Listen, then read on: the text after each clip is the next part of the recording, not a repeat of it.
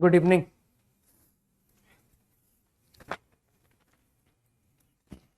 DPP number 10।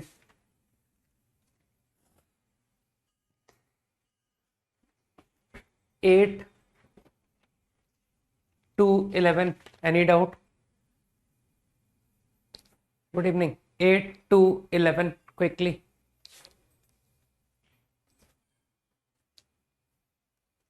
11. 12 books on algebra and calculus. Suppose there are R algebra and 12 minus R calculus. Thick. Number of selection consisting of 3 on each topic. RC3, 12 minus RC3.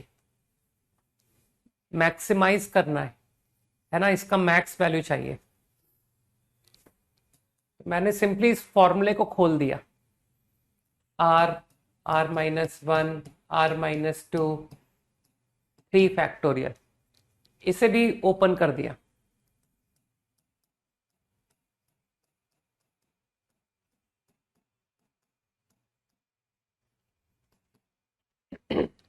देख करके tension हो रहा होगा कि इतना भयानक expression है ना, लेकिन जो अलजेब्रा वाले लोग हैं उनको दिक्कत नहीं होगी कि सर ऐसी कैलकुलेशन हमने बहुत फेस की है। फीलिंग आ गया। देखो R12 माइनस R,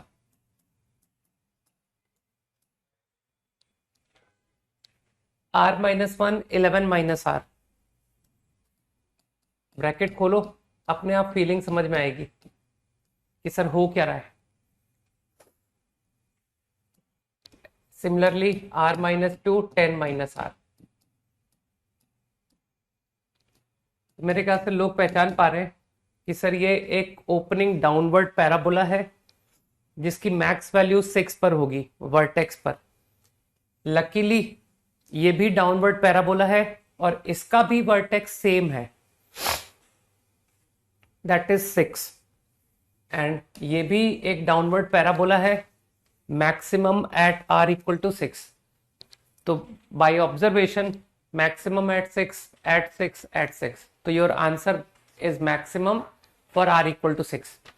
कुछ लोग हो सकता है सेम प्रॉब्लम को बोले कि सर मैंने तो AMGM से किया था, R plus 12 minus R by 2, product का स्क्वायर रूट। इसका भी सम देखो सेम आ रहा है, दिस प्लस दिस, है ना, कि सर इसका भी R this plus this by 2। सही बोला मैंने? तो AM बराबर GM की कंडीशन इक्वल सबकी सेम आ रही है। ये भी 6 पर, इन दोनों को इक्वल करो तो ये भी R इक्वल टू 6 ही दे रहा है। Up to 15, 12 to 15 exceptionally easy है ना सर, कोई डाउट ही नहीं आया। 16 टू 20, 13 क्या करेगा यार? 13 में तो ऑप्शन चेक करने हैं। NCR इज इक्वल्स टू, कोई एक ऑप्शन बता देता हूं, number of possible subsets of R members. तो NCR ही तो हुआ इसका answer. Member of possible binary messages, exactly R1s, तो इसका भी तो आंसर NCR हुआ, बिकॉज बाइनरी मैसेज का मतलब है 0 and 1। तो you select place for R1s, तो आउट ऑफ N कोई R प्लेस सेलेक्ट कर लो, NCR, वहां पर 1 प्लेस हो गया, बाकियों में 0।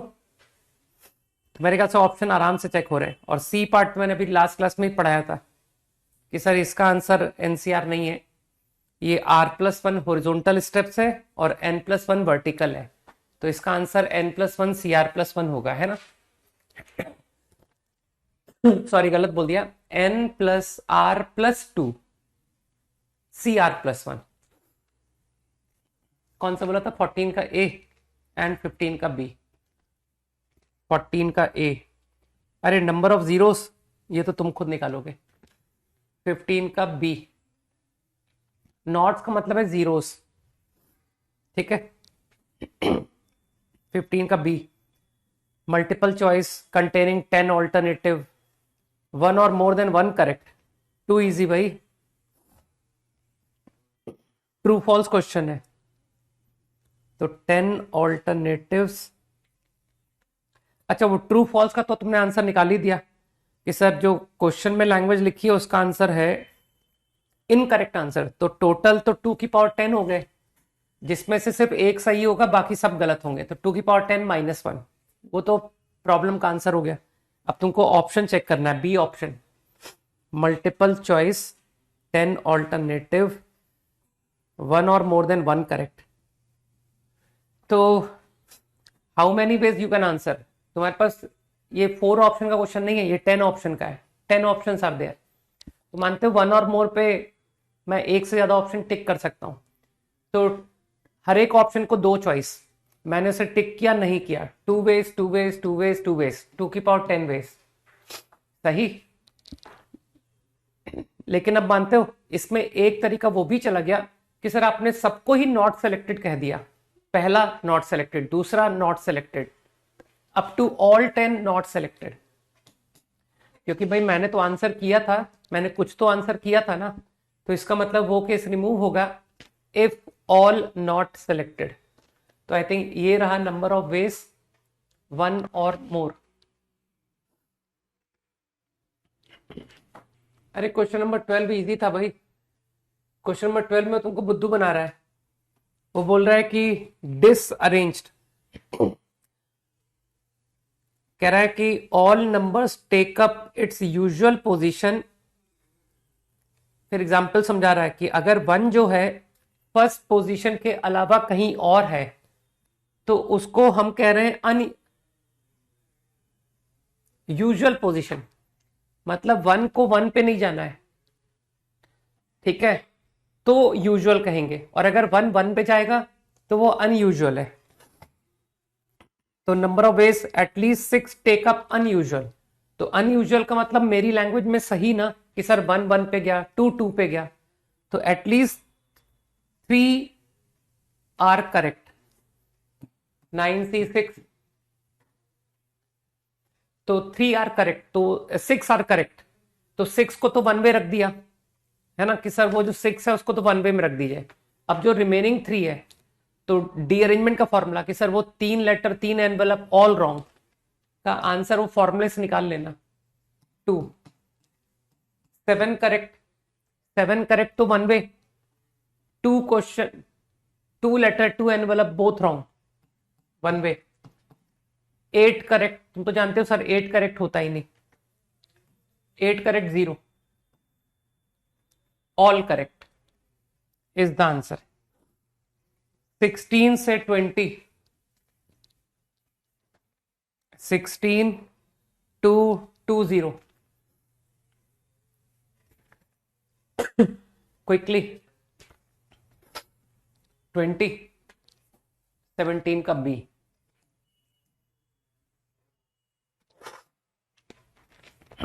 सेवनटीन का B, number of parallelogram 6 parallel 5 parallel, answer 6C2 5C2। यार ये तो मूर्खतापूर्ण क्वेश्चन तुमने पूछा था है ना कि पैरेललोग्राम के लिए 4 लाइनें चाहिए, 2 वन डायरेक्शन एंड 2, समझ गए। 20, 18 का डी, इसमें सेपरेटेड लिखा है, वो 7D लिखा हुआ है, वो 7D नहीं है, सेपरेटेड, ठीक है, वो 7 गलती से लिख गया। तो तुम लोग तो अब गैप मेथड से कर लोगे कि सर अब 18 का डी हम गैप से कर लेंगे। एन फैक्टर्स का क्या मतलब, 16 में एन फैक्टर्स का क्या मतलब? अरे एन फैक्टर्स का मतलब है n terms, n terms, 2 first term, 6 second term, 10 third term, up to n, n numbers है वो।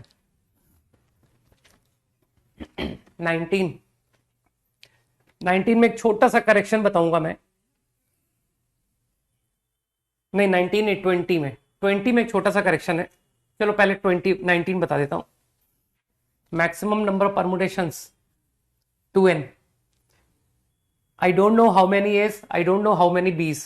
तो यार मान ले कि number of A's r, number of B's 2n minus r, तो number of arrangement answer 2n C r. ठीक है, देखो अभी मैंने बाइनोमियल नहीं पढ़ाया है, तो अभी तुमको ऑब्जर्व करना पड़ेगा कि सर ऐसा हमने नोटिस किया है कि 6C0, 6C1, 6C2 up to 6C6।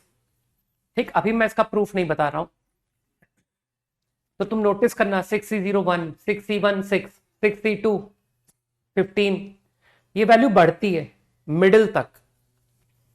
ठीक, और फिर घटने लगती है, क्योंकि 6C6 का आंसर भी 1 होता है ना, 6C5 का आंसर भी 6 होता है, mirror formula.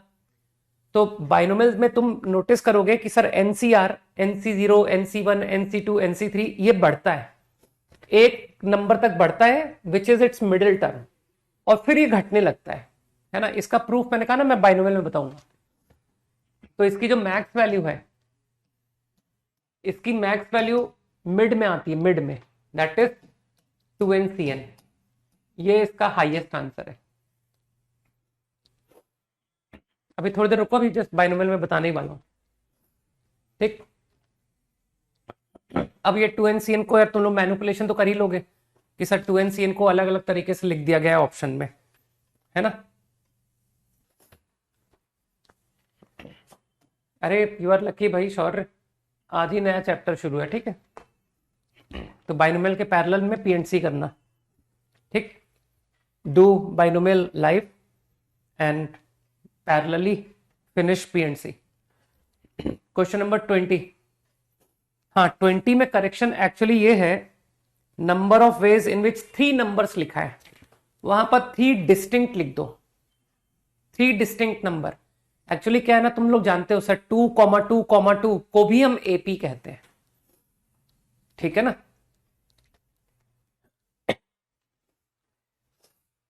Tenth class student can only see PNC and binomial, that's it. बस 10th क्लास स्टूडेंट के लिए और कोई चैप्टर्स नहीं है। गो एंड अपना ज्योमेट्री स्ट्रॉन्ग करो जा करके, है ना। सिमिलर ट्राइंगल, कॉन्ग्रुएंट ट्राइंगल, ये सब पढ़ो, सर्कल्स पढ़ो, नॉट कोऑर्डिनेट ज्योमेट्री।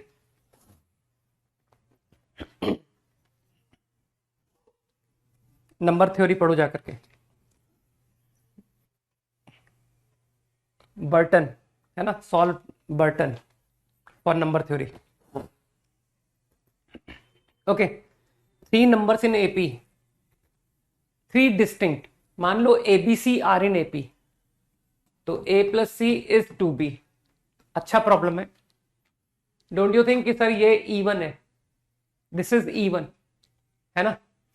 तो एग्री करते हो A and C both odd या बोथ even? अब थोड़ा सा अकल लगाना कि मैं सिर्फ A और C को बॉदर कर रहा हूं। ठीक है, आई तो अगर मैं A और C का सिलेक्शन कर लूं, तो डोंट यू थिंक कि you select A and C accordingly B 1 वे में आ जाएगा। अरे अगर तुम मुझसे कहते हो कि सर A 1 है और C 5 है, तो यार B को तुमको 1 वे में पिक करना पड़ेगा, दैट इज 3। समझ गए। तो मैं सिर्फ और सिर्फ A और C पर दिमाग लगा रहा हूं। बोथ आर ऑड, तो मेरे ख्याल से बोथ आर ऑड 1 से लेकर n तक। अब थोड़ी सी बुद्धि लगाओ, सर ये तो मैं कोई एक केस बता रहा हूं, n इज ऑड। अगर n ऑड है, तो जिसको अकल है वो समझ गया कि sir number of odd will be more. You are starting with odd, you are ending with odd. तो n+1/2 are odd numbers and n-1/2 are even numbers. अरे एक ज्यादा ही तो होगा कि सर ऑड जो है इवन से 1 मोर है, तो both odd selected, both even selected. Idea clear? And you understand कि सर वो B is 1 way, select A and C। अब n इवन खुद कर लेना। 21 से 25, एनी डाउट? जल्दी पूछो यार, चैप्टर स्टार्ट करना है। 21 to 25, नो डाउट है। 22 का दिल्ली, अरे नहीं, मैं नहीं बता पाऊंगा, ज्यादा टफ क्वेश्चन मुझसे नहीं होते। 22 का सी, हाँ ये भी नहीं हो पाएगा, ठीक है। ओके, 24, 23 तो मैच द कॉलम, ऐसे रैंडम थोड़ी बता पाता हूँ कि सर मैच द कॉलम पूरा बता दो, ऐसे थोड़ी बताया मैंने कभी। 24 का डी, 24 का डी,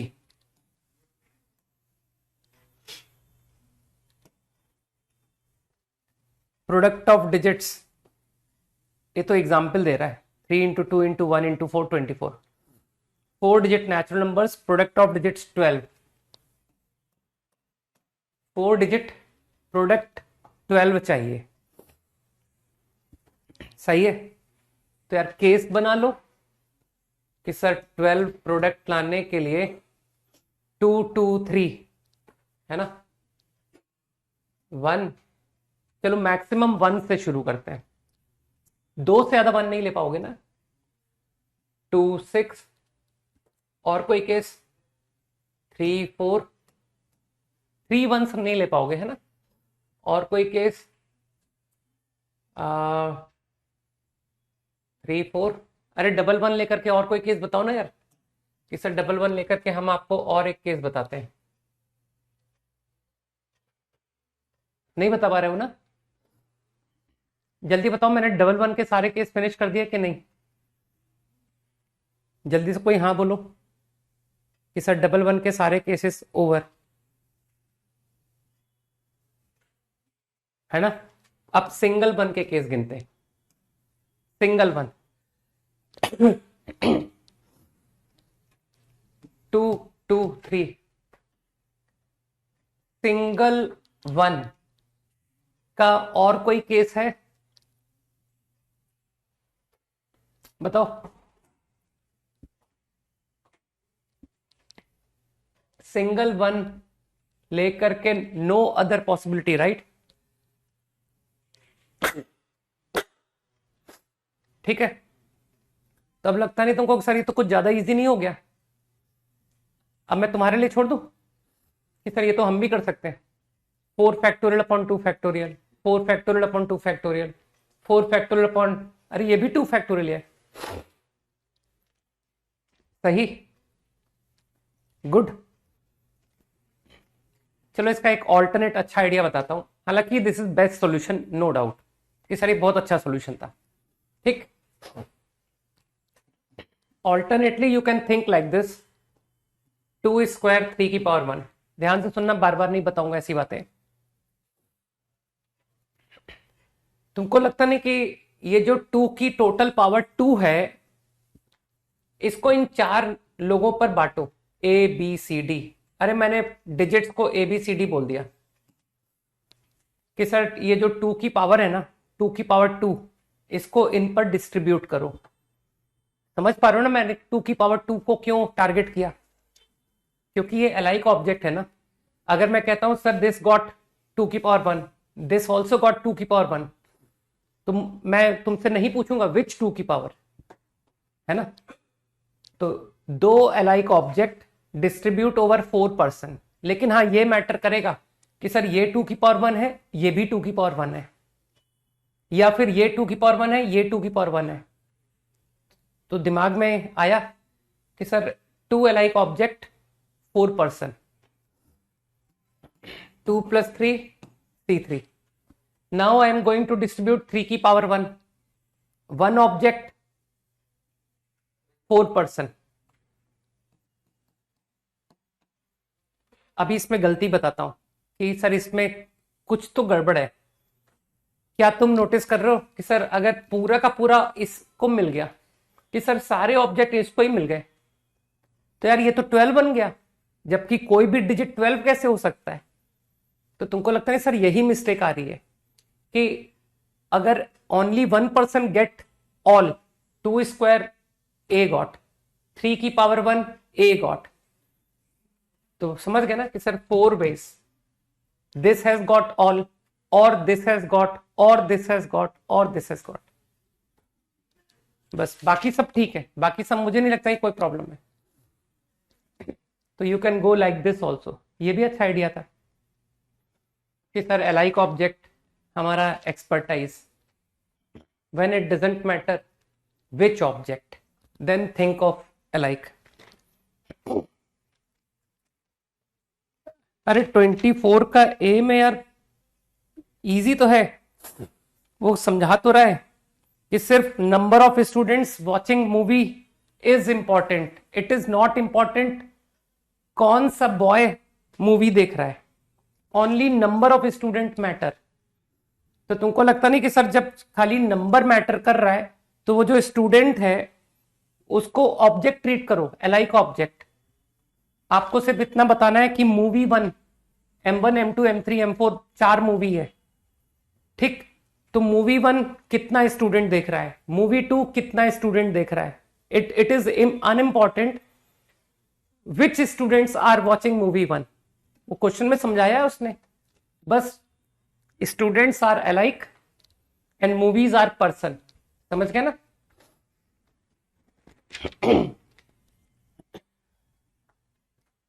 ट्वेंटी 25 का डी बहुत बेकार क्वेश्चन है। 25 का डी,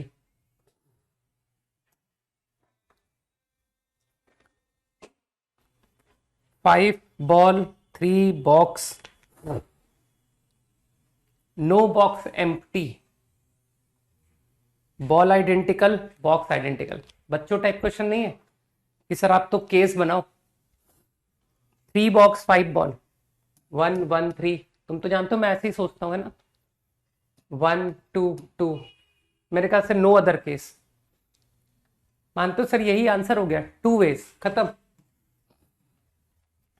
अरे balls are all alike, doesn't matter which 3, doesn't matter which 2, doesn't matter which 1 ball, they are all alike. Now box are also alike, तो इसको 3 ways भी नहीं बोलूंगा कि सर किसी भी बॉक्स में 1 रख दीजिए, किसी में भी 1 रख दीजिए, किसी में भी 3 रख दीजिए। तो this whole is 1 way, this whole is also 1 way, answer 2 ways। 26 to 30, 6 and 7।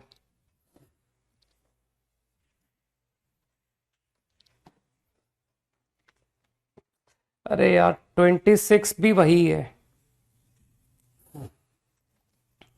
Number of possible ways faculties be distributed on committee. इसको लैंग्वेज थोड़ा एक्सप्लिसिट कर देता, इसमें भी केवल नंबर ऑफ फैकल्टीज ही वो मैटर करा रहा है कि आप बस इतना बताओ, how many arts, how many economics, समझ पा रहे हो।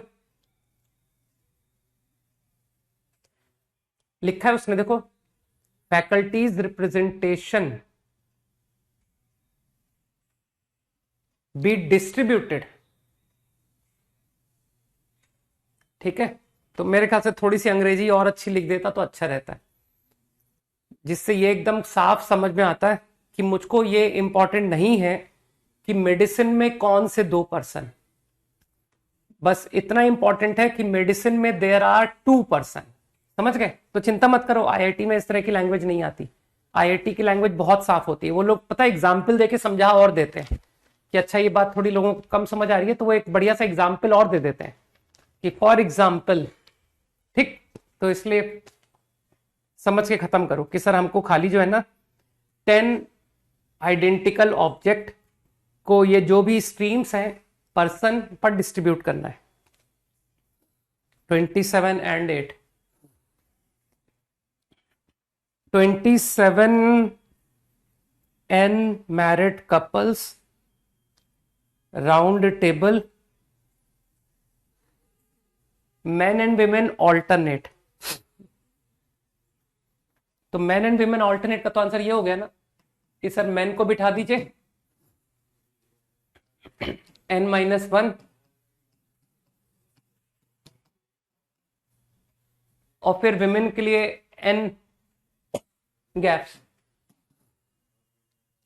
Main women alternate. अब इसमें what is wrong, each women not adjacent to her husband. तो इसमें वो केसेस घटाओ जब एवरी कपल इज टुगेदर। ये वो कह रहा है कि you are suppose to make them sit alternately but not every couple is together. समझ गए? तो अभी तुमने क्या किया, ऑल मैन को बिठा दिया। अब एक काम करो, चलो W1 को बिठाते हैं। I want all are together. तो W1 को बिठाने के देयर आर टू चॉइसेस। पहले तो मैन को बिठा दिया, W1 को बिठाया टू वेज। अब मानते हो W1 will sit between two man, एक तो M1 है और एक दूसरा है। अब जो समझदार लोग हैं पता क्या कहेंगे, दे विल से कि सर वो जो सेकंड पर्सन है ना उसकी वाइफ को बिठाइए। तो मानते हो उसकी वाइफ के लिए सिर्फ एक केस रह गया कि भाई M2 के एडजेसेंट जो 2 सीट है उसमें एक सीट तो भर चुकी है, तो अगले के लिए 1 चॉइस। अब तुमको लगता नहीं कि सर वो जो भी W2 विल सिट, तो अब मैं अगले मैन की वाइफ को बिठाऊंगा। तो समझ गया ना सर, बाकी सब 1 वे में आ जाएगा, 1 वे। 28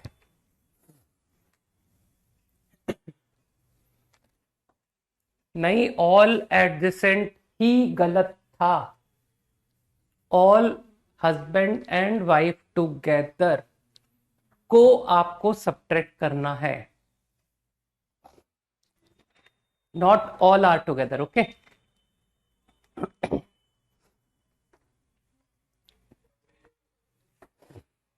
ten identical 5 box no two adjacent empty. बस तुम तो समझ गए सर, ये गैप मेथड का क्वेश्चन है।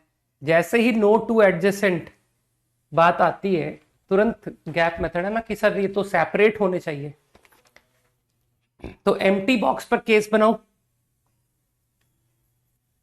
5 box, 0 empty, 1 empty, 2 empty, 3 empty. मेरे ख्याल से इसके आगे तुम जा ही नहीं पाओगे। 0 एम्प्टी, तो 10 identical 5 box, every box contain ball. बस अब इसमें तो तुम्हारा एक्सपर्टाइज है कि सर एलाइक ऑब्जेक्ट मेरी स्ट्रेंथ है ना, सबको एक एक बॉल दे दो। 4 1 एम्प्टी, डिसाइड करो कौन सा एम्प्टी है, उस बॉक्स को हटा दो, लेफ्ट विथ 4 बॉक्स। 10 बॉल को 4 बॉक्स में प्लेस करो, at least 1। 2 empty,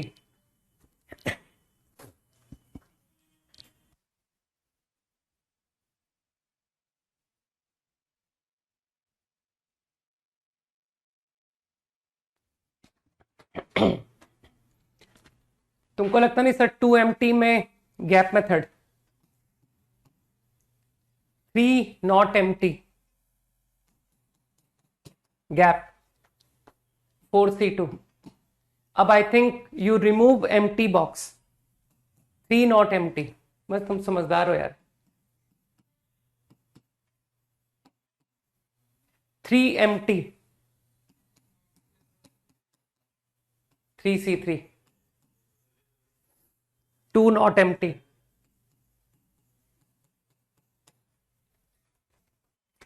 up to 30 done quickly.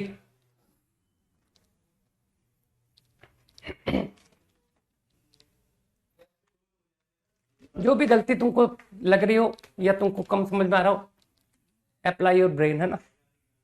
30th दिमाग का इस्तेमाल करो, सब समझ में आएगा।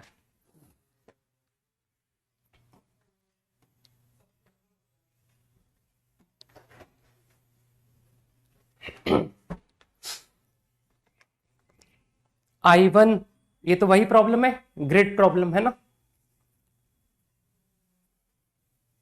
वही पाथ बता रहा है जो हमारा शॉर्टेस्ट पाथ का हुआ करता है कि सर एक राइट एंड अप ओनली। तुमको लगता नहीं सर अगर ये दोनों को रास्ते में आपको मीट कराना है तो बोथ विल मूव 8 स्टेप्स, इस बात को एग्री करते हो कि नहीं? I1 will move 8 step, I2 will also move 8 step. अब for example I1 moved all horizontal, अगर I1 और होरिजोनटल चल गया तो मानते हो I2 को ऑल वर्टिकल चलना पड़ेगा in order to meet 8C8. I1 moved one horizontal,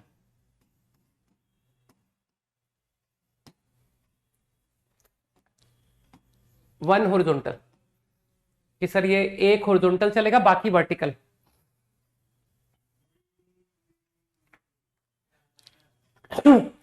ये मैंने क्या बोला था? ये मैंने 0 होरिजोनटल बोला था कि क्या बोला था मैंने? क्योंकि तो सारे होरिजोनटल चला दिए मैंने। चलो कोई नहीं, ये 0 वर्टिकल, ठीक। I1 0 वर्टिकल, अब मैं 1 वर्टिकल बोल रहा हूं, ठीक। 1 वर्टिकल, तो मानते हो उसकी पोजीशन फाइनल ये होगी कि सर यहां वो पहुंचेगा, जब मर्जी आप वर्टिकल चला दो,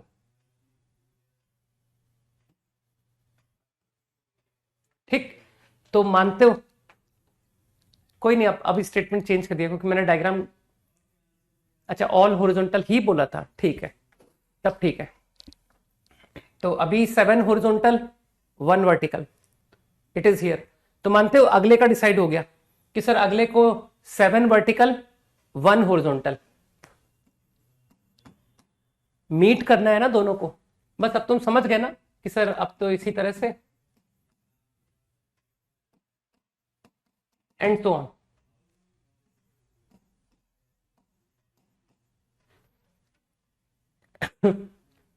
अब दिक्कत आ रही है कि सर इसकी वैल्यू कैसे निकालें, क्या एक एक को कैलकुलेट करें,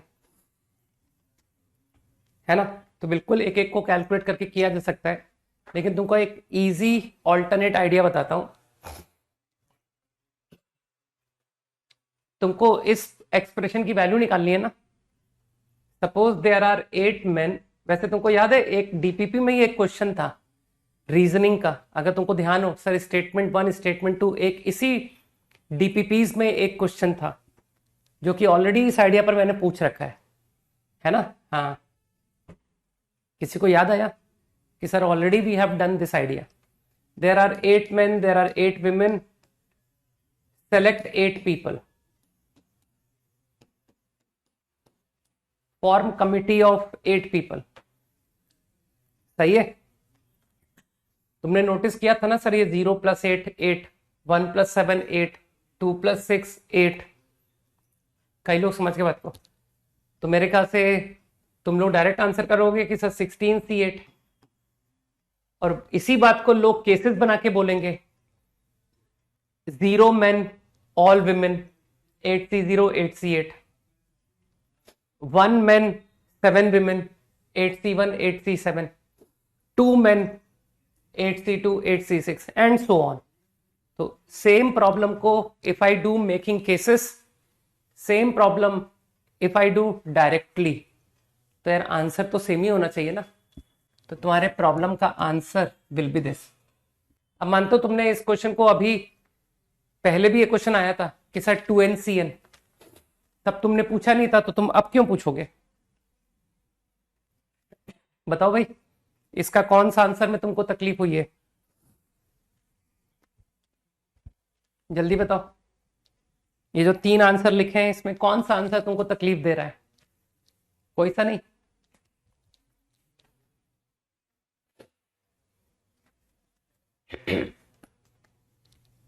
थर्ड।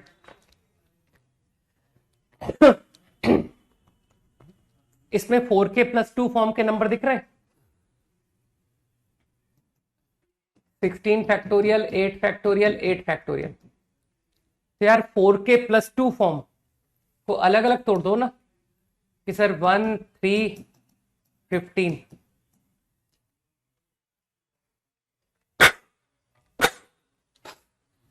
And even 2 4 16। अब तुमको लगता नहीं कि सर यहां से सबसे 2 बाहर निकालिए, 2 आउट फ्रॉम एवरी नंबर, और ये जो 2 बाहर निकाल रहे हो यहां मल्टीप्लाई करते जाओ, 2, 6, अगला जो भी है 10 अप टू 30, और मानते हो क्या बन गया सर, 2 बाहर निकालने से 8 फैक्टोरियल, तो 8 फैक्टोरियल एक कट गया। मेरे ख्याल से ये तुम्हारा थर्ड आंसर बन गया कि नहीं, कि सर एक 8 फैक्टोरियल कट गया। 31 to 35 डिस्कशन ओवर करो यार, बहुत हो गया। 31 to 35,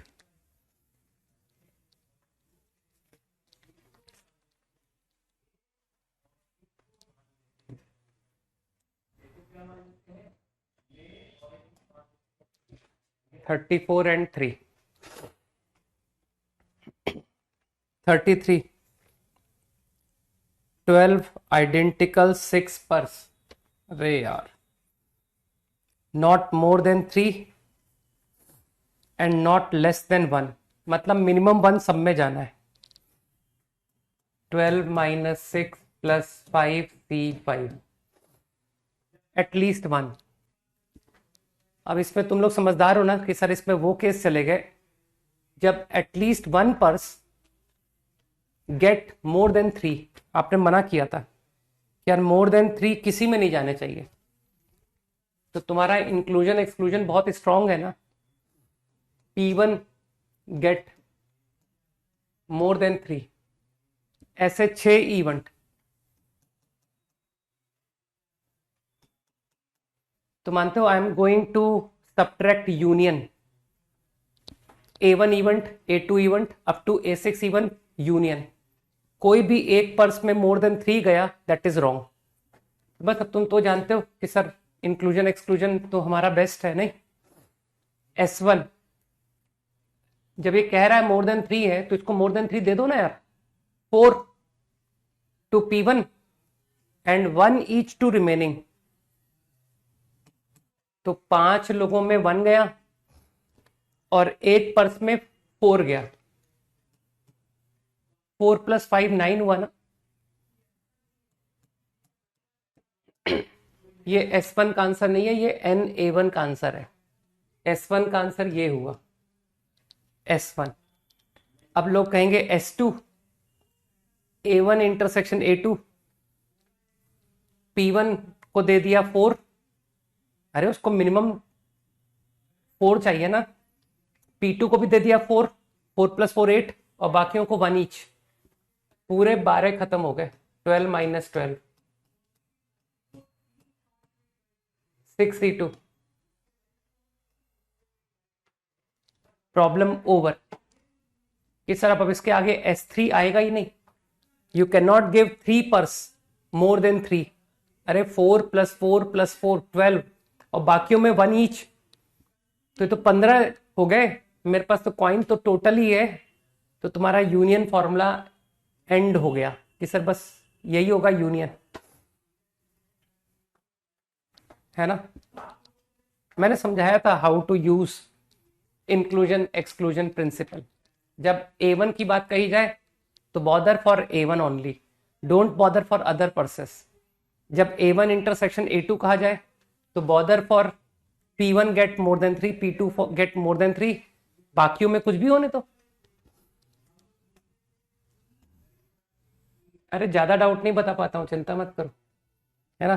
कोई सोच रहा सर 35 भी बता देंगे, बहुत टफ क्वेश्चन नहीं बता पाता मैं, ठीक है ना।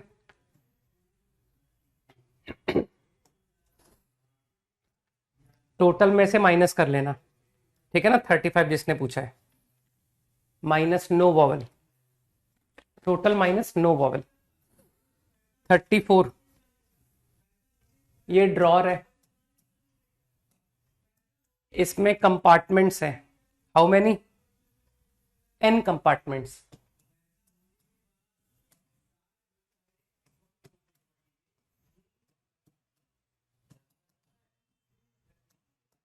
n compartments.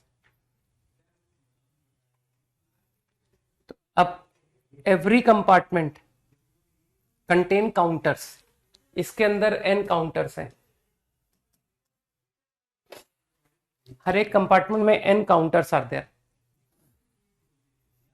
अब कह रहा है कि find total number of combination, number of combinations पूछ रहा है, number of selection of at least one of counter, counter का सिलेक्शन करना है। No two of same compartment, किसी भी कंपार्टमेंट से दो काउंटर नहीं आने चाहिए। तो किसी भी कंपार्टमेंट में तुमने मुझे क्या चॉइस दी कि सर कंपार्टमेंट 1 से जो सिलेक्शन है वो या तो 1 काउंटर का होगा या 0 का, क्योंकि total number of selection, total number of combination में तो हो सकता है ना कि sir there is none from C1। I am only worried कि आउट ऑफ टोटल कम से कम एक काउंटर आना चाहिए। तो from compartment 1 there are n+1 choices. ये सब डिफरेंट काउंटर्स थे ना कि sir 1 counter n ways and no counter 1 way, तो n+1 ways. I think same for C2 compartment there are n+1 ways. From every compartment 0 counter. Discussion over. 32 क्या करोगे जान के, 2 पार्ट है भाई इसमें, पहले क्लियर करो कौन सा पार्ट। यही नहीं पता कि कौन सा पार्ट पूछना तो कैसे बता दूं मैं।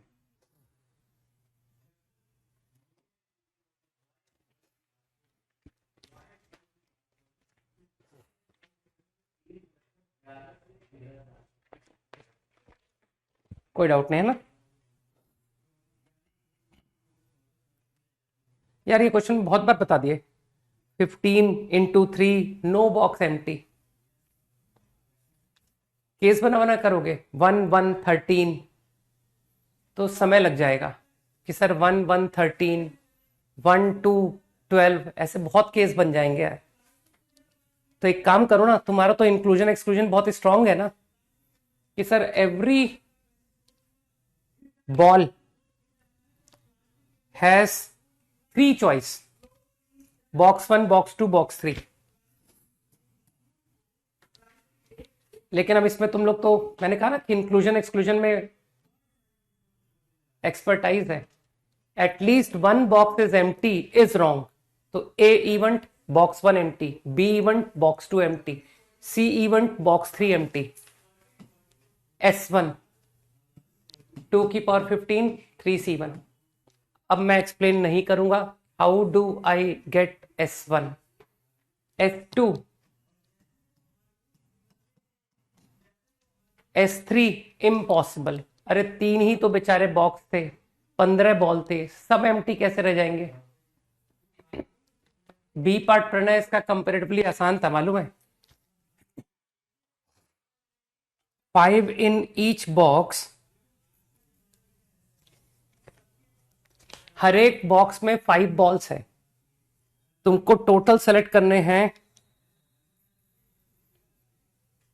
5 balls from them and at least 1 from each box. तो यार अब केस बना के करो। अब मेरे ख्याल से केस विल बी बेटर कि सर 1 1 3 1 2 2, इससे ज्यादा केस नहीं होंगे। अब किस बॉक्स से तुमने 3 निकाले, 3C1, ये मैंने केसेस बताए हैं। I take 1 ball from 1 box, 1 ball from second box, 3 ball from third box, 5C1 5C1 5C3।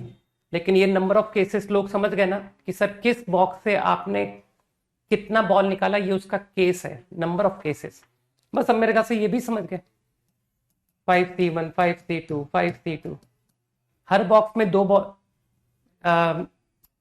5 ball से भाई, again 3C1।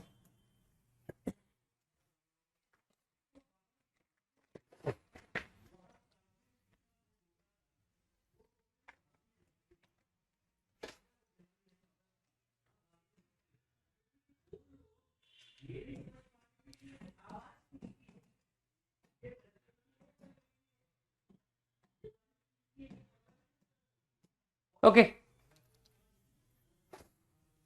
let us know about binomial expansion.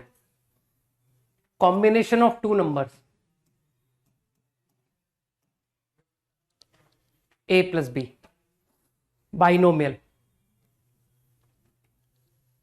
power 1, exponent can be anything, a plus b की power 1, a plus b की power 2, ये कहलाता है binomial expansion. कुछ भी power, I will generalize, don't worry.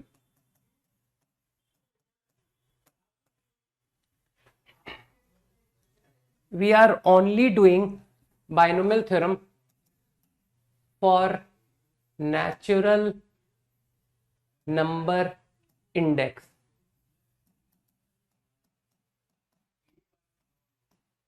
Positive integer index. Index ये power को कहते हैं.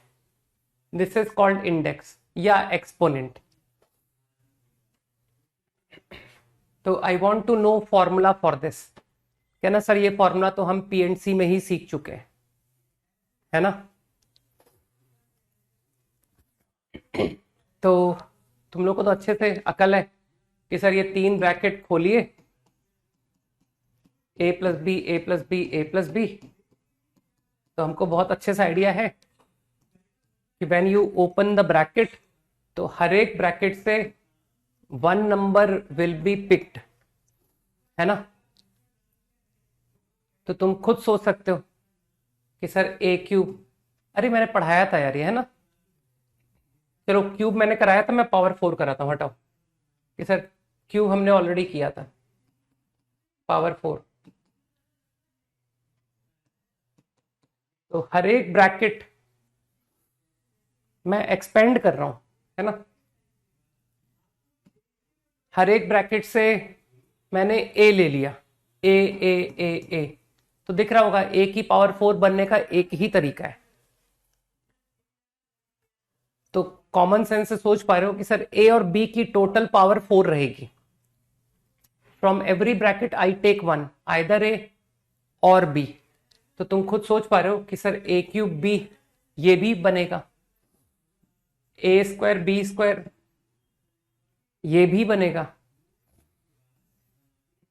a b cube. अब कोई बात नहीं, अब मैंने पावर 4 ही कर दिया, है ना.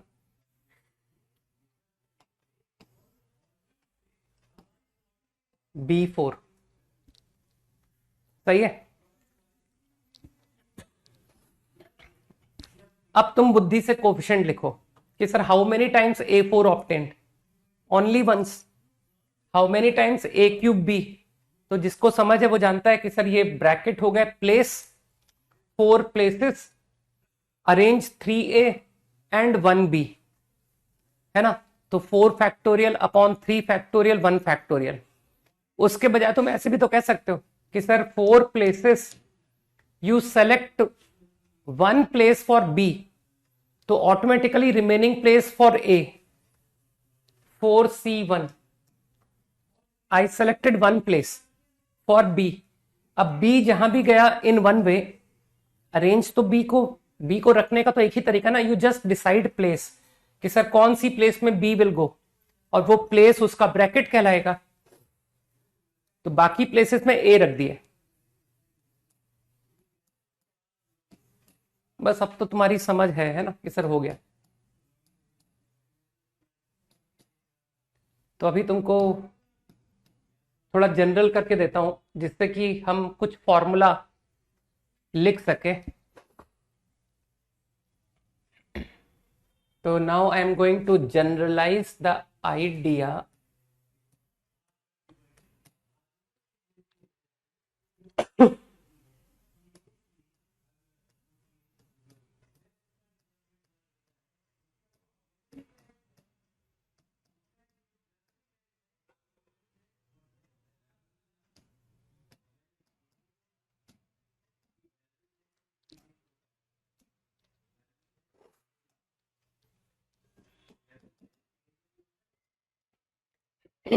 चलो एक जनरल केस भी लिखता हूं.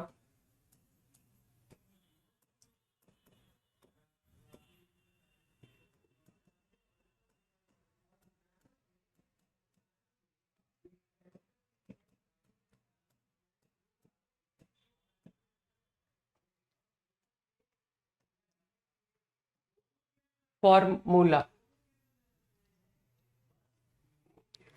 must remember.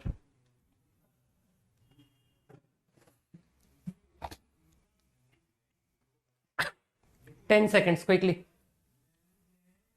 I think you now understood कि सर ये फॉर्मूले का लॉजिक क्लियर. ए बी के सारे कॉम्बिनेशन तुमने सोच लिए कि सर जब ब्रैकेट खोलेंगे तो what will happen. There will be certain number of a's, there will be certain number of b's and their sum will be n. तो वो सर्टेन नंबर की सारी possibility, all a, 1b, 2b up to all b, है ना. और फिर रही बात कि सर वो कोफिशिएंट, तो तुम तो समझदार हो कि भाई 2a को और n-2b को अरेंज करो इन n प्लेसेस. तो यू अंडरस्टूड.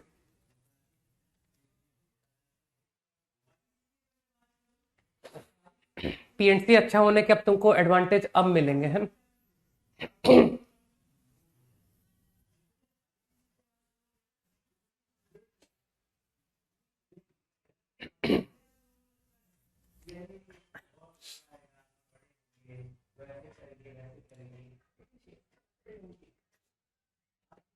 ठीक है. इन शॉर्ट तुम लोग तो सिग्मा, है ना, मैं एक्सपर्ट हूं ना कि सर सीक्वेंस एंड सीरीज के जमाने से बहुत अच्छी आदत पड़ गई है.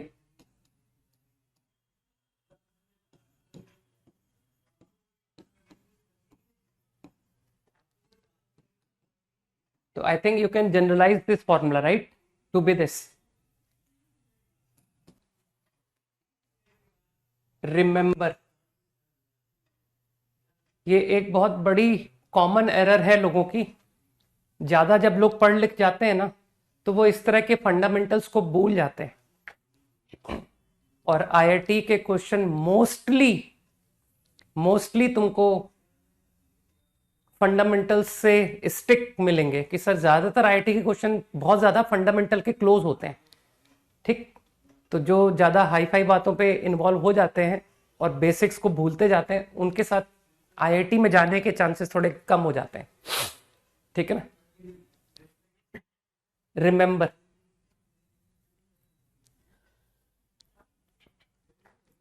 कैसे भी रटो, आई डोंट केयर कि सर पहला नंबर n-r, दूसरा number power r, coefficient NCr. ठीक है ना.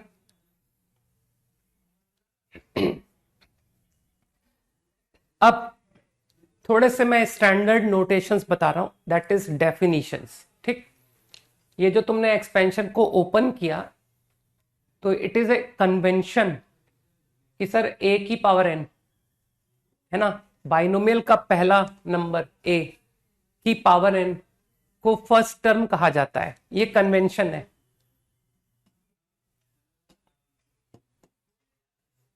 This is first term, this whole. a की पावर n-1 is denoted second term. ये सेकेंड टर्म कहलाता है. ये third term. I think number of term तो तुम लोग को सबको पता ही है कि सर ये तो हम ऑब्जर्व कर सकते हैं. a की पावर n-1 गोइंग टिल a की पावर 0. तो how many terms in total?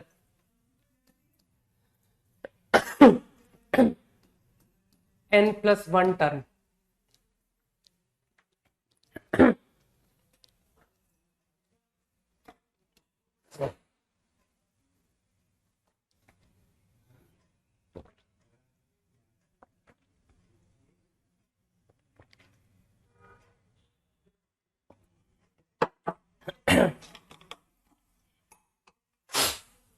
तो अब इसमें डोंट से कि सम तो कम्यूटेटिव होता है, तो मैं क्यों ना इस नंबर को फर्स्ट पढ़ लूं, इसको सेकंड, इसको पहली प्लेस पर रख दिया, इसे सेकंड में. ऐसा अलाउड नहीं है. तो बाइनोमियल में तुमको क्वेश्चंस में मिलेगा, वो कहेगा कि third term of the expansion. तो जैसे ही वो थर्ड टर्म बोलेगा तो इट इज अंडरस्टूड कि what is your third term. Your third term is NC2 a की पावर n-2 b स्क्वायर। ठीक, तो कीप दिस इन माइंड कि प्रॉपरली पोजीशनिंग की गई है। तो एक तरह से let me come to general term. ये जनरल टर्म है ना कि सर इसके थ्रू आप सबको रिप्रेजेंट कर रहे हो, तो can you observe this will be which term? ये कौन से नंबर का टर्म कहलाएगा? सोचो, विच टर्म? तो अक्ल लगाओ। C0 first term, C1 second term, C2 third, तो CR R+1।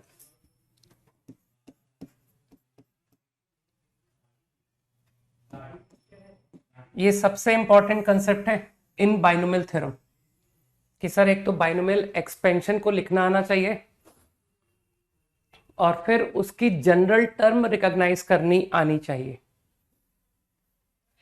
इसको यूजुअली लोग जनरल टर्म बोल देते हैं, है ना? तुम भी बोल दो, R+1 है तो मैंने जनरल टर्म बोल दिया।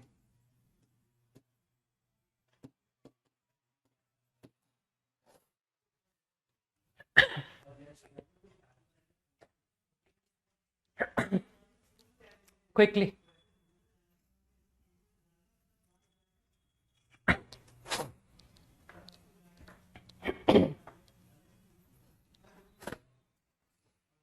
तुम लोग जिस तरह के, कुछ लोग मैं देखता हूं हर क्लास में कोई ना कोई नमूना तो आ ही जाता है ना? जिनको पता ही नहीं कि पढ़ाई कैसे की जाती है। सर मैं क्लास लाइव अटेंड करूं, सर मैं रिकॉर्डिंग देखूं, मतलब जिस गधे को इतना भी ज्ञान नहीं है तो उसका सबसे इंपॉर्टेंट क्वेश्चन तो ये होना चाहिए कि सर मैं जेई मेंस का फॉर्म भरूं या ना करूं। मेरे ख्याल से टू द पॉइंट सवाल तो यही है कि सर यही सवाल करके बात खत्म की जाए। मैं आईआईटी दूंगा, मैं आईआईटी नहीं दूंगा, ठीक है ना? तो ऐसे लोग यूजुअली नहीं देने वाली कैटेगरी को बिलोंग करते हैं। एक्चुअली इनको नहीं देना चाहिए, ठीक है? जिसको यही नहीं पता है कि पढ़ना कैसे होता है ना? उन लोग को एग्जाम देने का कोई हक नहीं है मेरे हिसाब से, ठीक? तो I think meaning of term is clear. कुछ बातें और बता देता हूं, है ना? चलो अच्छा, नेक्स्ट एक अच्छे एग्जाम्पल के थ्रू जाते हैं ना। लेट्स से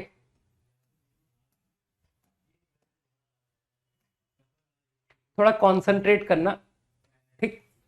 तो I think you understood the meaning of term. Binomial expansion के टर्म का क्या मतलब है, you came to know. Find suppose for example I talk sixth term of expansion,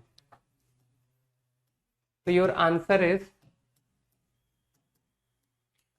8C5। तुरंत TR+1 पे चले जाओ कि सर R की क्या वैल्यू, तो R की वैल्यू 5। तुमसे T6 पूछा जा रहा है, R बराबर 5, 2 की पावर n-r -3x की पावर r, सही है? Now another important term is, तुमसे वो टर्म पूछ सकता है, तुमसे वो कोएफिशिएंट पूछ सकता है, कोएफिशिएंट ऑफ सिक्स्थ टर्म। तो what does it mean? What is the coefficient? Coefficient जो तुम जानते हो कि सर वेरिएबल को छोड़ करके बाकी जो होता है ना उसे कोएफिशिएंट बोला जाता है। तो what is going to be coefficient? 8C5, 2 की पावर 3 -3 की पावर 5, ये कहलाता है coefficient.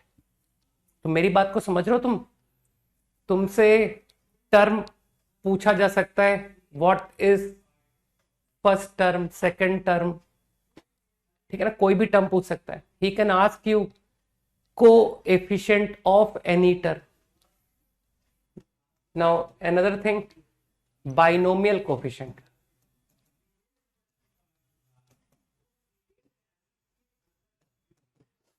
Now if I ask you binomial coefficient of sixth term,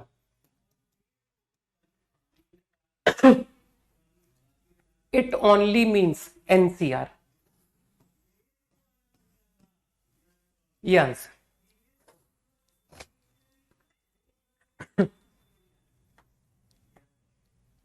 समझ गए सभी लोग?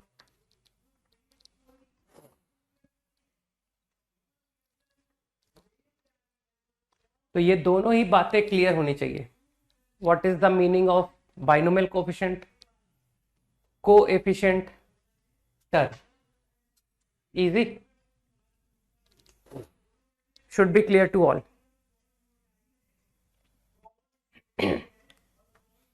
10 seconds quickly. चलो तुमसे यहां पर एक अच्छा क्वेश्चन पूछता हूं।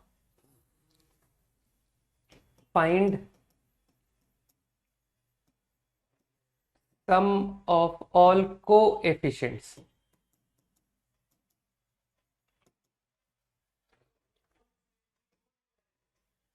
of expansion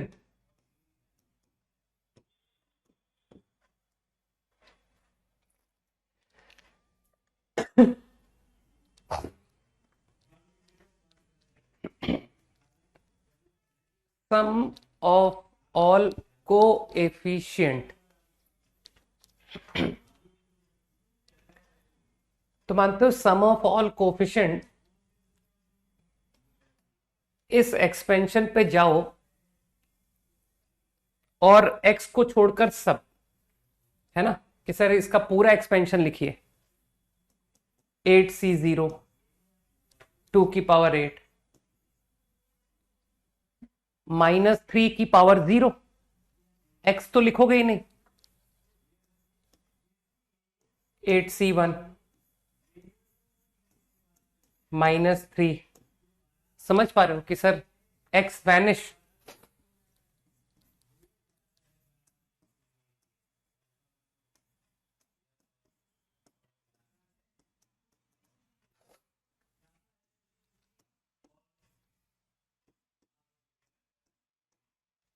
तो वैसे तो तुम इंडिपेंडेंट पहचान सकते हो कि सर ये भी तो एक बाइनोमियल ही तो लिखा हुआ है, जिसका a 2 है और b -3 है।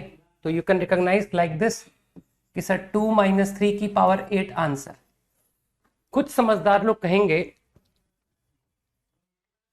कि सर ये आइडेंटिटी होता है ना, ये जो आप फॉर्मूला लिख रहे हो इसको हम लोग आइडेंटिटी ही तो कहेंगे।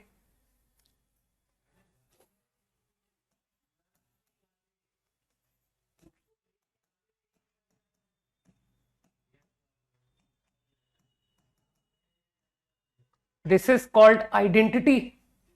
तो आइडेंटिटी में कई लोगों ने पहचान लिया कि sir go to identity and put x1। बिल्कुल ठीक, पुट x इक्वल टू 1। तो you can do like this. बजाय कि मैं बाइनोमियल पहचानूं, मैं अकलमंदी से जो गिवन एक्सपेंशन है उस पर जाकर के ही मैंने पहचान लिया कि सर ये तो x को 1 रख दीजिए, तो आपका प्रॉब्लम का आंसर हो गया। You will get sum of all coefficients, that's it।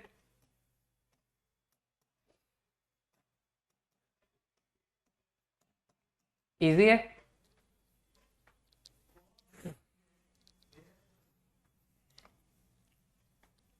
तो इस तरह के हल्के क्वेश्चन लोग पूछ लेते हैं। 10 seconds क्विकली।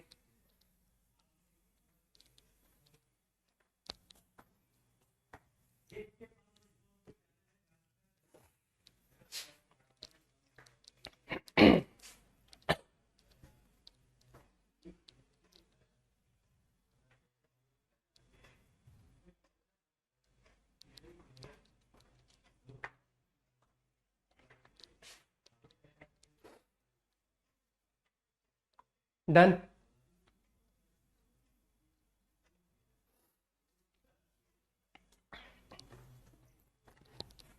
थोड़ा सा तुम सरप्राइज हो सकते हो, लेकिन मत होना, है ना।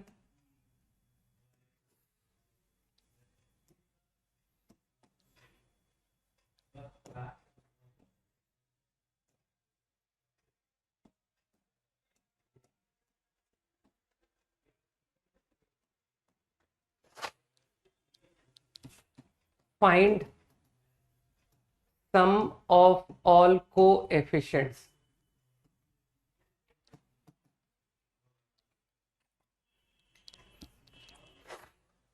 तो कुछ लोग सोच रहे होंगे पढ़ाया तो है नहीं, सवाल पूछ लिया। पढ़ाया सिर्फ बाइनोमियल है, लेकिन एक क्वेश्चन क्या पूछ रहे हैं, लगाओ दिमाग फिर बताऊंगा।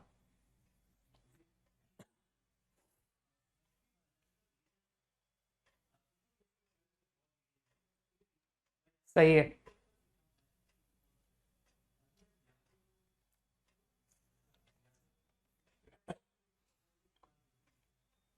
एक्सपेंशन की जरूरत ही नहीं है। एक बात बताओ, जस्ट यूं ही सोचना, आई एम नॉट इंटरेस्टेड कि सर ये एक्सपेंशन क्या आएगा, मुझे एकदम इंटरेस्ट नहीं है। कुछ ए आर, अरे कोफिशिएंट को बोला यार, है ना, 2 की पावर R1, 3x की पावर R2 एंड -7z की पावर R3। मानते हो सर इन तीनों पावर का सम 15 होगा, मानते हो? जल्दी से हाँ बोल दो कि सर हम इस पॉलिनोमियल को बहुत मेहनत करके खोला। एग्री करते हो कि सर हमने बहुत मेहनत करके इस पॉलिनोमियल को खोला, तो वी केम टू नो कि कुछ इस तरह की सिचुएशन आएगी, 2 की पावर समथिंग, 3x की पावर समथिंग एंड -7z और पावर्स का सम 15। अब आप हमसे पूछ रहे हो कि यार कोफिशिएंट का सम बताओ, तो तुम यही कहोगे ना सर ये आइडेंटिटी लिखा हुआ है ना, दिस इज एन आइडेंटिटी। तो कोफिशिएंट का मतलब हुआ कि x और z वैनिश हो गया। सही है। तुमको लगता नहीं sir go to this identity, put x and z 1, you will get the answer. I think you understood. So your answer is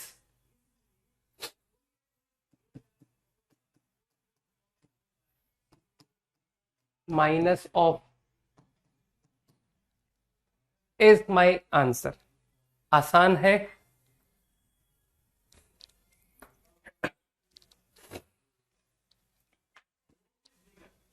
आसान है नहीं?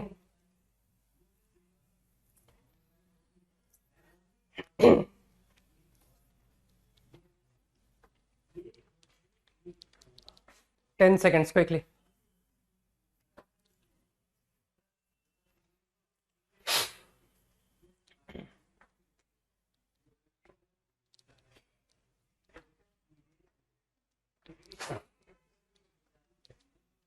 Okay.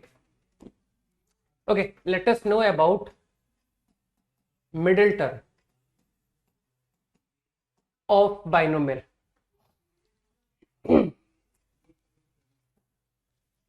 So I am talking about any binomial expansion. मैं सिर्फ इस बात को जानने में इंटरेस्टेड हूं, which term is the middle term. तो मेरे हिसाब से तो कॉमन सेंस से करना चाहिए कि सर जो मिडिल में होगा वो मिडिल है। तो there are how many terms? n+1 terms. I want to know, ये मिडिल है, n+1 टर्म्स। तो जो थोड़ा सा कॉमन सेंस लगाएगा वो कहेगा कि सर देखिए, अगर n पर depend, if n is odd, if n is even, तो अगर n इवन हुआ तो आपकी नंबर ऑफ टर्म होगी ऑड, टोटल ऑड। तो मिड में एक अकेला होगा, क्योंकि मिड का मतलब होता है उसके दोनों साइड इक्वल। तो in its left there are equal number of terms, in its right equal number of terms. Number of term odd है ना, ऑड, तो अकेला मिडिल टर्म होगा। तो सोच लो कौन सा हुआ ये, कि सर इसको आप छोड़ दीजिए तो in total n terms will be there, इसे छोड़ करके। तो बताओ लेफ्ट में कितने हैं, n/2, राइट में कितने हैं, n/2। तो this is going to be which term? तो my answer is if n is even, your middle term will be this n/2 plus 1। अरे अभी तो गिन के बता दिया कि sir n/2 terms here, n/2 here, तो ये फर्स्ट सेकंड n/2 है। तो विच टर्म, n/2 plus 1। अब थोड़ी सी बुद्धि लगा के n ऑड को सोचो। अब नंबर ऑफ टर्म्स हो गए इवन, है ना, नंबर ऑफ टर्म्स इवन। तो अब मिडिल में देयर विल बी 2 टर्म्स, कि सर ये है middle terms, 2 middle term. In the left equal number of terms, in the right equal number of terms. तो इन दोनों को छोड़ दो। अगर मैं इन दोनों को एक्सक्लूड कर दूं तो I am left with n-1 terms, कि सर टोटल n+1 थे, एक्सक्लूड देम। सही है। तो n-1 टर्म्स, तो first term, second term, third term, up to n-1/2th term. This term is n-1/2th term. तो फर्स्ट मिडिल टर्म इज, तुमने अभी मुझे n-1/2 बोला था ना इस टर्म को, तो +1, दैट इज n+1/2। मानते हो there is one more middle term, sir ये भी तो है।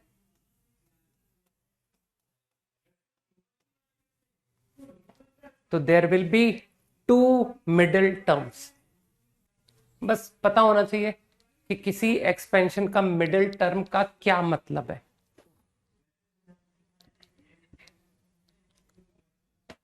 इजी।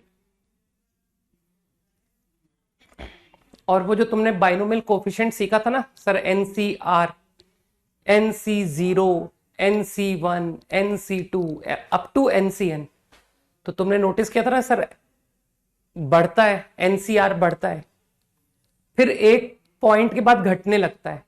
तो जो हाईएस्ट बाइनोमियल कोफिशिएंट है ना, वो मिडिल टर्म का हाईएस्ट होता है। अगेन मैंने अभी इसका प्रूफ नहीं दिया है, अभी मैंने इसको ऑब्जर्वेशन से बताया है, ठीक। लेकिन थोड़ी देर बाद, मे बी टुमारो, है ना, नॉट टुडे, ग्रेटेस्ट टर्म बताऊंगा, वहां पर तुमको आइडिया लग जाएगा, ठीक है ना।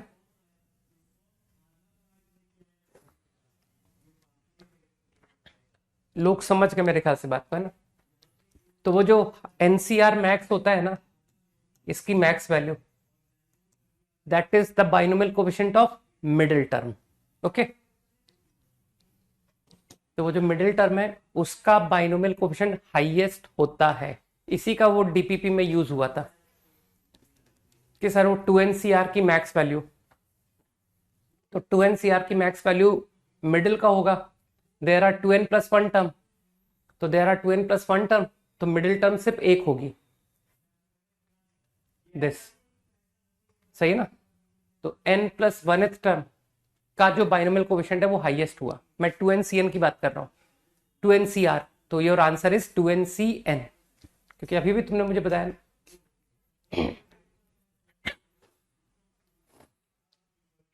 5 seconds क्विकली।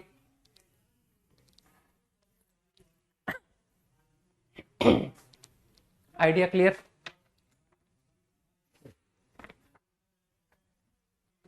ठीक।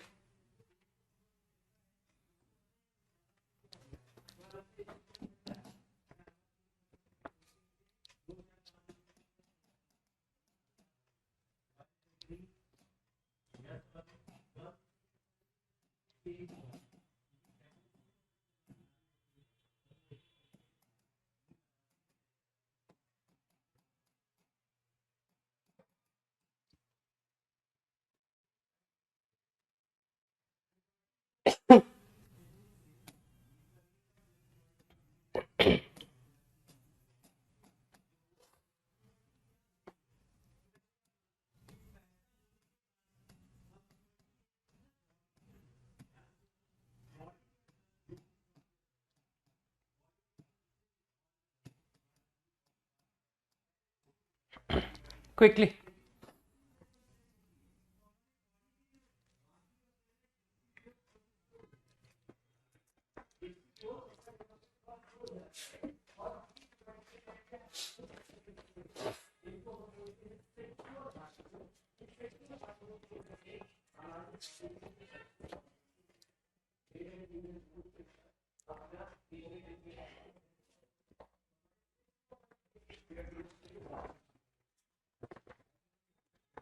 करो, ट्राई करो।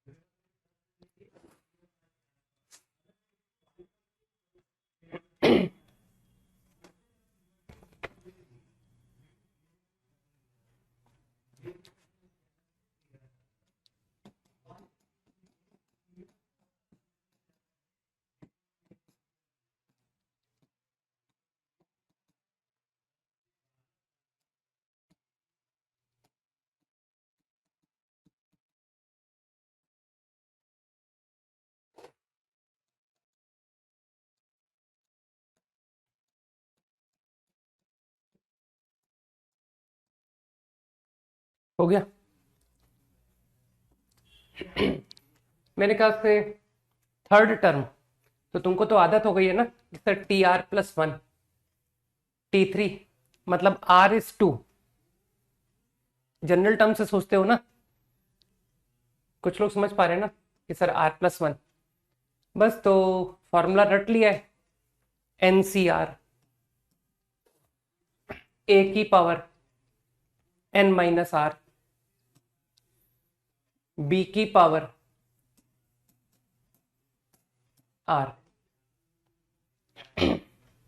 बस अब तुमने थोड़ी बहुत तो मैथ्स छोटी क्लास में सीखी होगी नहीं। 3+ ये सब तुमको छोटी क्लास में पढ़ाया गया होगा, ठीक। 10⁶। I got this. अब थोड़ा सा यार मैच्योरिटी वाला सॉल्यूशन देते हैं, राइट। कई इमेच्योर लोगों ने क्या किया, तुक्के से पुट करके दिया है ना, और कुछ ने समझदारी से किया, जैसे प्रखर ने समझदारी से किया है, अभिनव ने किया है, राइट। और बहुत सारे लोग जो है ना, बस फट से देखा और तुक्का लगा दिया, भूल गए कि हमने केवल बाइनोमियल थ्योरम थोड़ी पढ़ा है, हमने और भी कई चैप्टर्स पढ़े, है ना। अब आयुष का भी सही है। तो मेरे ख्याल से कुछ लोगों को याद आएगा कि सर दोनों साइड लॉग ले लीजिए।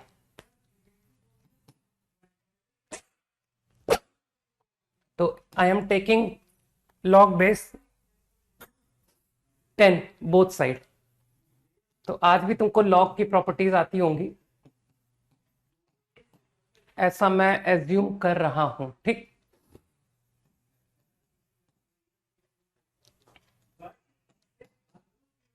Maths is a subject of assumption, है ना। A good teacher, a good student of maths make good assumptions, ठीक। बस तो लोगों को क्वाड्रेटिक आती है।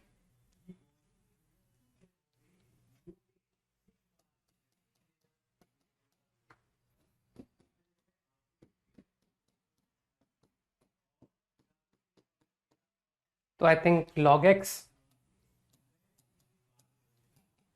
इज -5/2, 1। तो जिनके भी आंसर गलत आए हों वो लोग सही कर लें।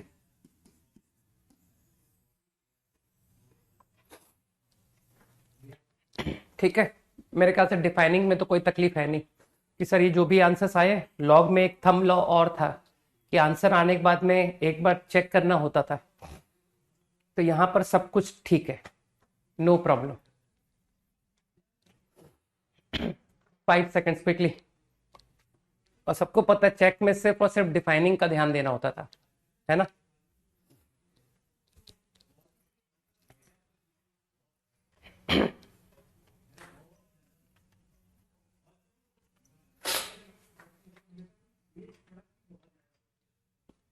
डन, करो करो अगला जल्दी करो। कल का होमवर्क पीएनसी एक्सरसाइज 1 पूरी नहीं दे रहा हूं, बहुत ज्यादा हो जाएगी। नहीं, ओनली 20 क्वेश्चंस, 20 ठीक है ना।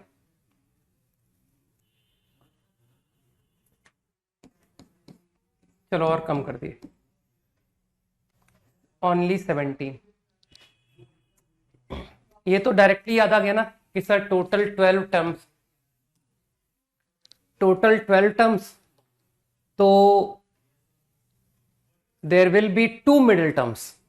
कुछ लोग समझ गए ना कि सर नहीं, जिसको पूरी करनी हो पूरी कर ले, बल्कि केवल एक्सरसाइज 1 थोड़ी, वो लोग आगे भी बढ़ जाए, एक्सरसाइज 2 दे कैन डू, क्योंकि पीएनसी खत्म हो चुका है। ठीक है, मानते हो इसमें 2 मिडिल टर्म आएंगे ना, जल्दी से हाँ बोलो। There will be 2 middle terms. मुझे तो फॉर्मूला याद रहता नहीं है, तो मैं तो ऐसे सोचता हूं टोटल 12 टर्म है, 12 में 2 मिडिल, तो बचे कितने, 10, 5, 5, तो इसका मतलब 6th term and 7th term, T6 and T7 will be the middle term. बस अब तो आंसर खत्म करो। 11C5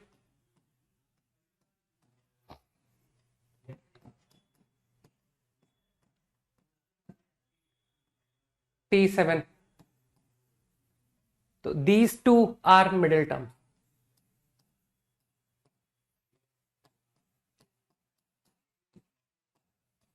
answer got it quickly. अगला क्वेश्चन साथ में करेंगे ना।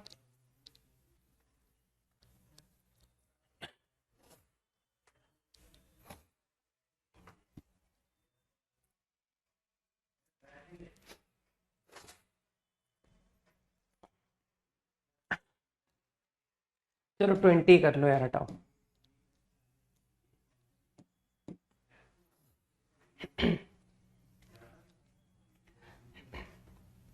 मानते हो कि एक्सपेंशन लिखा हुआ है, तुमसे कह रहा है कि x cube, which term contain x cube, तो कहां से सोचना शुरू करें। तो मेरे ख्याल से जनरल टर्म मदद करेगी कि sir let's consider general term.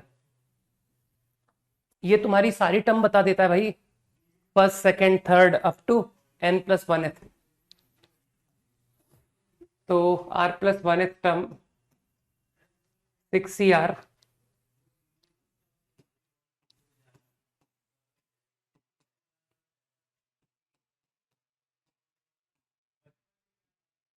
सही।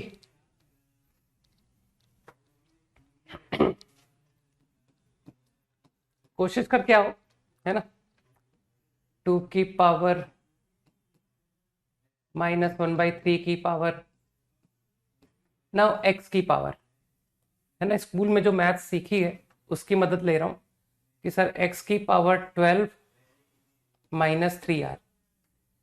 अब तुमको लगता नहीं कि मेरा इंटरेस्ट है in that term which has x cube, तो तुमको लगता नहीं सर x की पावर को 3 के इक्वेट कीजिए, 12 - 3r इक्वल टू 3। समझ पा रहे हो ना। तो I get r equal to 3। मानते हो प्रॉब्लम खत्म कि sir T4 fourth term is the term which has x cube. So my answer to the problem is T4, which is 6C3 2 cube -1/3 cube and x cube is the right answer. Term containing x cube is fourth term, और term की value भी बता दी। ये है वो term तुम तो coefficient लिख रहे हो प्रखर, कोफिशिएंट नहीं लिखना है, टर्म लिखना है। टर्म में एक्स भी आएगा। मैंने तुमसे कोफिशिएंट नहीं पूछा था, find the coefficient of the term containing x cube, ये नहीं पूछा था। जो सवाल पूछा जाएगा वो आंसर होगा, है ना? क्लियर?